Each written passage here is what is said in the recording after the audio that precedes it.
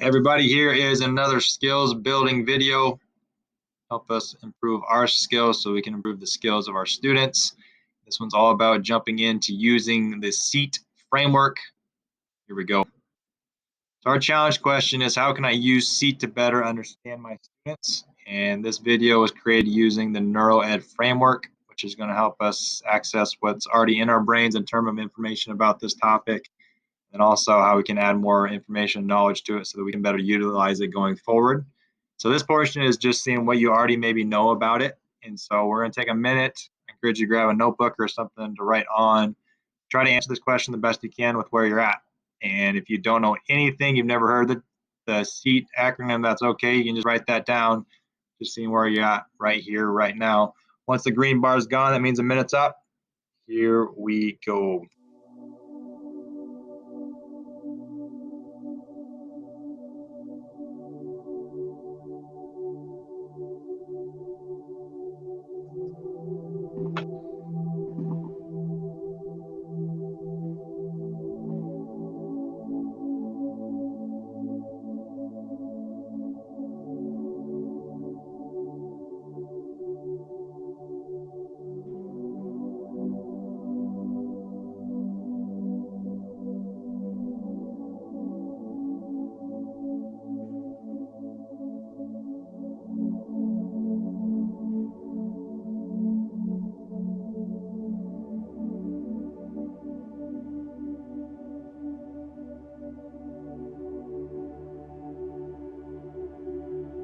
Finish your last couple thoughts, ideas, words. Keep moving forward to see what we can hopefully add to what you already know. Behavior in general is communication, whether it's positive behavior or things that are seen as more negative behavior. It's basically us communicating to other people. That's how we connect as humans. And when we're looking at negative behaviors, those are usually symptoms of an unmet need not being met, and then a lacking skill of how to not being able to communicate that need isn't being met. And so a way that I've been taught and that I like to use on a daily basis is the S.E.A.T acronym.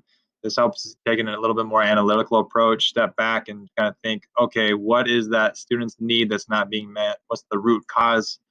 Because if we get stuck in just trying to treat the symptoms, it's usually going to keep happening because they're not getting their need met, and then they're not getting the skills built that they would need to be able to communicate about that need.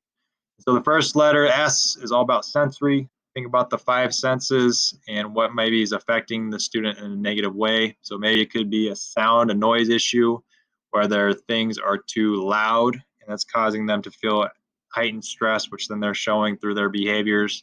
It can also be things that are too quiet. I've worked with students that when things are silent, it causes their stress levels to rise, and so then their behaviors start to rise. So again, just being mindful of the volume of things in or in our classroom or a different environment that the student is in. It could be a smell thing, right? If it's a negative smell, you might see a behavior that's starting to occur. It could be causing headaches, those kind of things. Taste, it could be a taste thing or a texture thing when they're eating food. It could be causing them to have a behavior that's spiking and they're not being able to communicate that to others. It could be a touch thing. I've worked with students that if certain textures or fabrics touch their skin, it's really uncomfortable or even painful. So just being mindful of what's touching them. And then also too, it could be a vision thing, whether it's maybe they're in a room that's too light or too dark that's causing them either a headache or their heightened stresses are there. It could even be things that are directly related to their vision. If they can't see things, they're going to definitely get frustrated. They're going to feel stress, and then behaviors might start to show with that. E is the escape, basically them trying to get away from things, trying to get away from the thing that's causing them stress. It could be relationships with people, it could be an activity. Again, if we're starting to see kids trying to remove themselves from a situation consistently, maybe there's something about that situation that's causing stress levels to rise, and then the student might not have the skills to be able to communicate that to you. A is all about attention connection. This is the human to human part where the student is likely seeking out a connection with either their peers or with an adult, and they might not know how to do that in a healthy, positive way. Maybe they're making fun of somebody, maybe they're cussing or yelling or whatever else is seen as negative behaviors. They just don't. They want to connect so bad. They just don't know how to communicate that need. And so there's a skills opportunity there. Finally, tangible T is all about the physical things that they might be seeking out. It could be food, it could be a toy, it could be playing on the computer, right? It's those tangible things that they just want and they don't know, again, how to communicate that to you. So there's an opportunity for skills growth in that way as well. So this S.E.A.T acronym is a great way to be able to step back, take some of the emotion out of the situation. I know sometimes these negative behaviors can get pretty extreme and they can be personal or they feel personal. So the more we can step back, the more we can really regulate our emotions and use that thinking part of our brain to assess a situation, the better off we're going to be able to respond in a way that's going to help serve the long-term growth of that student. And like always, no matter what framework you're using, getting to know your student and really understanding them is going to be key.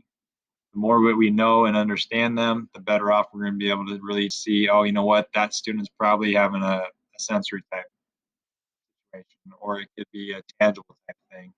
Because again, when it's starting out, a lot of times it is trial and error. You're making your best guess based off what you know, but the more we get to know the kid, the better off they're going to be because we can be more successful at really pinpointing at what the unmet need is. Let's jump on into scenarios. Let's apply this. During a math lesson in person, a student starts to yell out whenever you try to talk. Using S.E.A.T, what might be motivating the student's behavior? That green circle is 20 seconds. I encourage you to write down your thoughts, and I'll talk about it after. Here we go.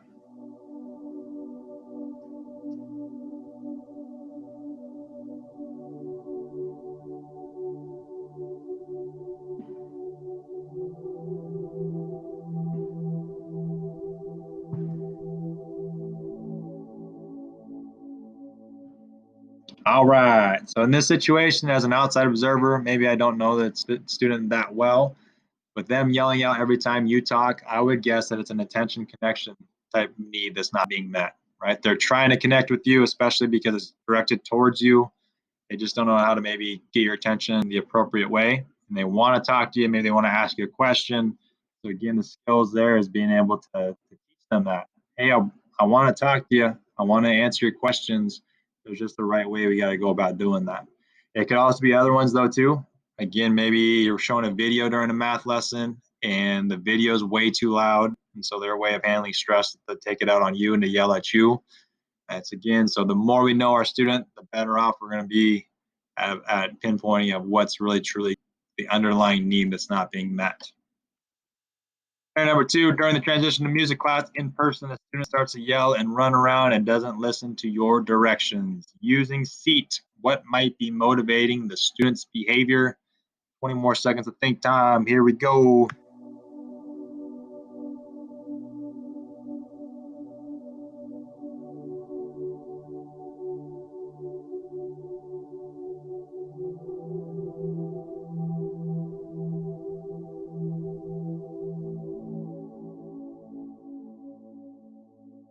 All right. And so this one, again, as an outside observer, just looking at all the facts of what was given, I might think it could be a sensory thing. I've worked with students that are, when they go to like loud situations, whether it's maybe a music class or an assembly, their stress levels are heightened. And so you might start seeing some negative behavior. So it could be a sensory need that's not being met. It could also be other things though too, whether it's maybe a tangible thing. Maybe they were busy playing a game and they didn't want to have to transition off of that. It could be still a connection thing, right? They were trying to get you to connect with them. And so they're maybe trying to run around and yell and get you to look at them. So again, the more you know about your kid, the more you can, again, analyze and see, hey, this is likely what's going on. So then I can help teach them the skill to kind of work around that and to kind of shift their approach to a more positive, healthy way. Just recap, S.E.A.T, S is for sensory, E is for escape, A is for attention connection, T is tangible, and I've said multiple times already, I'll say it again, the more we get to know our student, the better off we can understand them so that we can serve their long-term needs with that.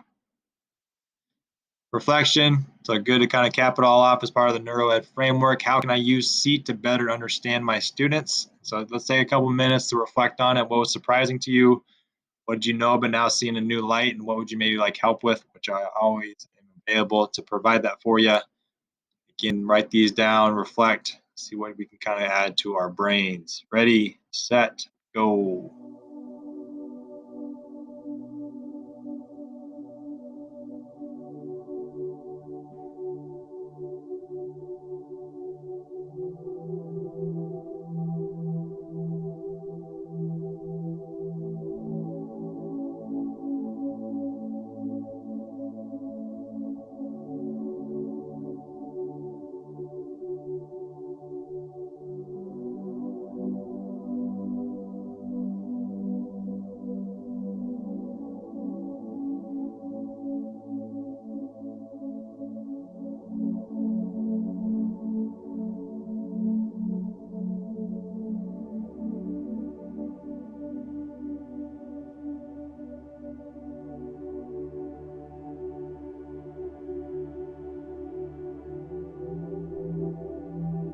So halfway there, about a minute left.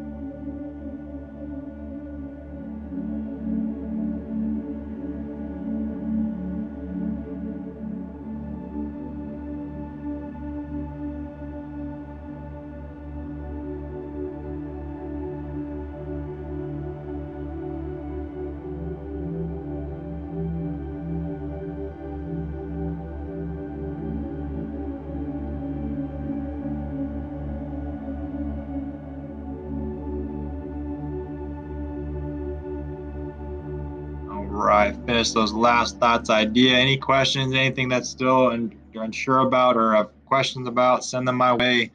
I'd love to help support you. Like I've said, I use this kind of on both conscious and subconscious level when I'm trying to analyze the situation to see what a kid truly needs, what their skills are maybe needing to improve at. And so to cap this all off, long-term potentiation, it's a big old word that basically means let's put some things in our focus and our attention as we kind of go throughout the rest of our day. By doing this, we're going to be more aware of it. Maybe it is we're being more aware of a sensory type need. Maybe we're being more aware of a tangible, but just choose one word or concept to think about.